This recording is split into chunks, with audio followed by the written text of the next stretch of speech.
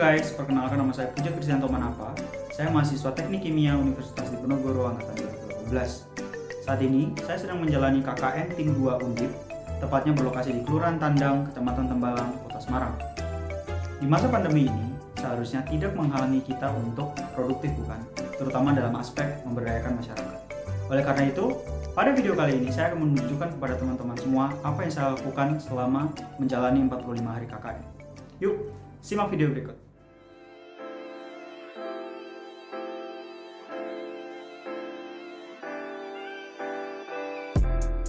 Universitas Diponegoro adalah salah satu universitas terbaik di Indonesia yang berada di Semarang, Jawa Tengah. Kampus utama Undip terletak di daerah Tembalang dan kampus lainnya terletak di Peleburan. Saat ini, Undip memiliki 11 fakultas dan 2 sekolah yang meliputi klaster Saintek dan Sosial Humaniora. KKN di Undip merupakan bentuk implementasi Tridharma perguruan tinggi yang menjalankan nilai-nilai pendidikan, penelitian, dan pengabdian masyarakat. KKN Tim 2 periode 2021 dilaksanakan secara mandiri di kampung halaman mahasiswa karena pandemi COVID-19, sehingga disebut KKN Pulang Kampung. Lokasi KKN saya yaitu Kelurahan Tandang memiliki batas-batas wilayah di sebelah utara yaitu Sendang Duo, di sebelah selatan yaitu Jangli, di sebelah timur yaitu Kedung Mundu, di sebelah barat yaitu Jomblang. Jumlah warga Kelurahan Tandang adalah 24.722 orang yang terdiri atas laki-laki sebanyak 12.320 orang dan perempuan sebanyak 12.402 orang dengan total KK sebanyak 7.579. Mayoritas profesi warga Kelurahan Tandang adalah buruh industri dengan jumlah 1.539 orang. Untuk tingkat pendidikan warga masih didominasi oleh lulusan SLTP dengan jumlah 5.048 orang. Banyaknya curah hujan yaitu 200 mm per tahun, topografi daratan yaitu rendah, datar, dan bergelombang. Saya beserta tim kecil saya ditempatkan di daerah yang spesifik yaitu RW 7. RW 7 ini terbagi lagi menjadi 5 RT. Seiring dengan maraknya pandemi COVID-19 yang telah menyebar di seluruh Indonesia, pemerintah Indonesia telah menyiapkan solusi berupa vaksinasi. Vaksinasi COVID-19 bertujuan untuk menciptakan kekebalan kelompok, herd immunity, agar masyarakat menjadi lebih produktif dalam menjalankan aktivitas kesehariannya. Namun, dalam proses pelaksanaannya terhambat oleh isu hoaks ataupun informasi yang diterima masyarakat kurang ataupun salah. Hal ini yang menyebabkan himbauan kepada seluruh warga untuk wajib vaksin agar mencegah penyebaran COVID-19 di dalam masyarakat kurang mendapatkan sambutan baik. Hal ini juga terjadi di RW 7 Kelurahan Tandang, Kecamatan Tembalang, Kota Semarang. Hal ini tentu saja menghambat tercapainya tujuan vaksinasi terutama di Kota Semarang yang memiliki angka penyebaran yang tergolong tinggi.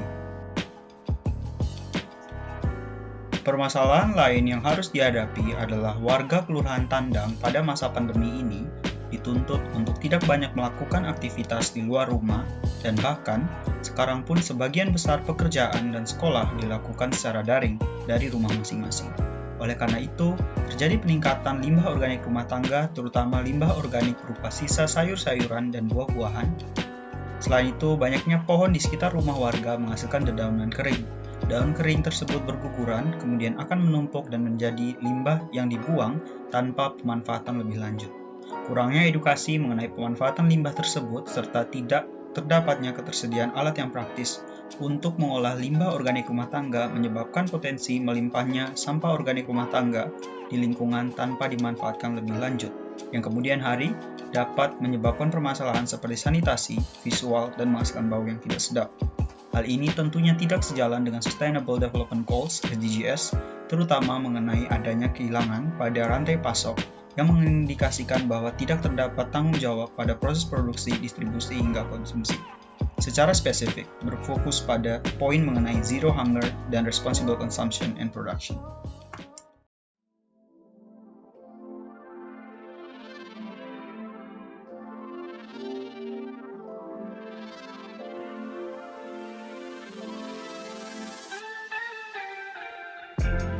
Potensi dari Kelurahan Tandang adalah pemanfaatan limbah organik rumah tangga Melalui penggunaan alat komposter, limbah organik rumah tangga ini dapat diubah menjadi pupuk kompos padat dan pupuk kompos cair air lindi yang dapat digunakan untuk menyemburkan tanah ataupun dijual sebagai produk pupuk. Hal ini membantu memberdayakan masyarakat Kelurahan Tandang mengingat Kelurahan Tandang memiliki kegiatan pertanian perkotaan. Pada KKN ini terdapat dua program kerja yang dijalankan, yaitu program kerja 1 yang berfokus pada pencegahan COVID-19 dengan judul Edukasi Pentingnya Vaksinasi COVID-19. Kemudian program kerja 2 yang berfokus pada pemenuhan Sustainable Development Goals (SDGs) dengan judul Rancang Bangun Komposter Mini untuk pengolahan limbah organik rumah tangga menjadi pupuk kompos padat dan pupuk organik cair atau air lindi. Program kerja 1 dijalankan dengan membuat brosur edukasi vaksinasi yang mengandung informasi esensial untuk memahami vaksinasi COVID-19, terutama tentang cara kerja, halal atau tidaknya, efektivitas vaksin, perbandingan berita hoax dan fakta sebenarnya, dan penjelasan kejadian ikutan pasca imunisasi atau KIPI yang sering disalahpahami sebagai gejala COVID-19. Program kerja dilaksanakan dengan memberikan edukasi secara door-to-door, memasang MMT, dan menyebarkan e-brosur pada WhatsApp group yang berisi perwakilan RT dan RW 7 agar file tersebut dapat disebarluaskan ke RT masing-masing. Program kerja 2 dijalankan dengan membuat alat komposter mini. Pengenalan alat beserta tahapan pembuatannya dapat dilihat pada video berikut. Cara pembuatan alat ini bisa dilihat. Alat ini adalah komposter mini untuk pengolahan limbah organik rumah tangga, di mana outputnya berupa pupuk kompos padat dan juga pupuk organik cair atau air lindi yang nanti keluarannya bisa lewat sini. Jenis komposter ini adalah komposter aerob, di mana bisa dibilang bahwa terdapat aliran keluar masuk udara ke dalam sistem komposter ini. Kita mulai dari bagian luar terlebih dahulu. Di bagian luar terdapat keran air, di mana tujuan dari keran air ini untuk mengeluarkan pupuk organik cair atau air lindi. Kemudian di sini terdapat ujung pipa yang diberikan kain kasa, di mana kain kasa ini menghalangi lalat untuk masuk dan bertelur. Karena jika lalat masuk dan bertelur, dapat menyebabkan munculnya belatung dan juga bau busuk di dalam sistem komposter mini ini. Kemudian untuk bagian dalamnya sendiri bisa dilihat. Oke, untuk bagian dalamnya di sini terdapat pipa saluran udara bagian atas yang sudah dilubangi. Kemudian ini adalah sambungan T. Kemudian ini adalah pipa penyangga dan juga sudah dilubangi agar sirkulasi udara tetap berjalan di dalam komposter ini. Bisa dilihat jika dari dekat. Di dalam sini terdapat saringan untuk memisahkan air lindi dari pupuk kompos padatnya. Kurang lebih seperti itu bahan. Di sini tentu saja kita membutuhkan ember. Di sini kapasitas yang saya gunakan adalah sebesar 25 kg.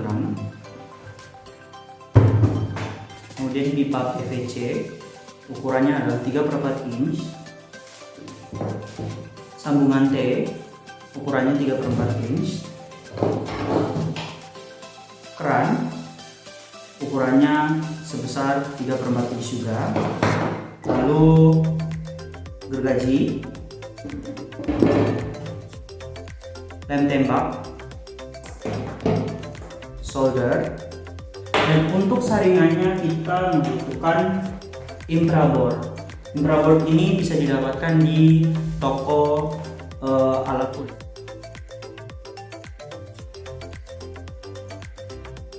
Tahapan pertama yang harus dilakukan adalah menandai area yang akan dilubangi pada ember yang akan dipasangkan pipa PVC dan keran air. Kemudian, lubangi area yang telah ditandai tersebut menggunakan solder untuk pipa PVC, saluran udara, dan keran air lindi. Tahapan kedua adalah memotong pipa PVC dengan panjang 22 cm. Tahapan ketiga adalah membuat saringan air lindi dari infraboard dengan diameter kurang lebih 27 cm. Tahapan keempat adalah mengukur ketinggian dari dasar ember sampai posisi saringan dengan panjang kurang lebih 10 cm. Selanjutnya, saringan air lindi dilubangi menggunakan solder. Setelah itu, potong pipa penyangga saringan sebanyak 4 buah, masing-masing sepanjang 10 cm, lalu tempelkan pada saringan air lindi menggunakan lem tembak. Hasilnya adalah sebagai berikut.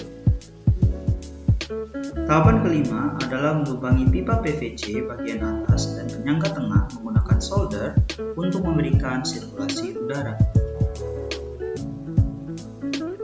Tahapan keenam adalah memasang semua komponen-komponen dan memasang kain kasa untuk mencegah lalat masuk pada komposter mini.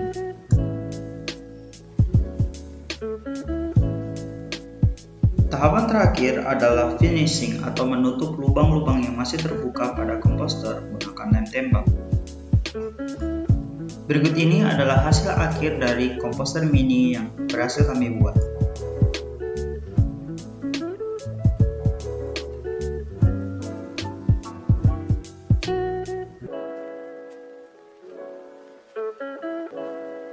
Alat yang dibuat tersebut kemudian diserahkan kepada masyarakat RW 7 Kelurahan Tandang.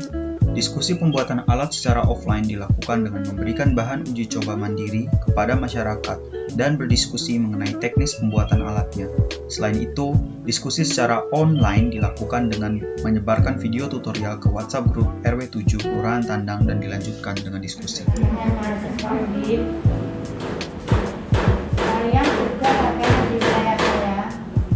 Tandang sejak selama 1,5 bulan, di mana karena sudah saya bagi ke masing-masing RW terkait dengan program kerja dengan semuanya. Itu nanti apapun yang didapat di wilayah di RW tadi fokus di situ untuk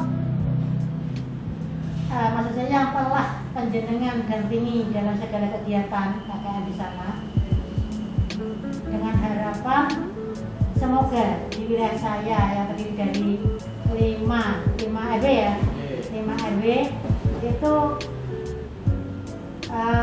menjadi lebih baik dengan KKN-nya penjenengan semua di sana. Bidang apapun, kegiatan apapun yang dilakukan, saya yakin itu adalah untuk kebaikan warga kami.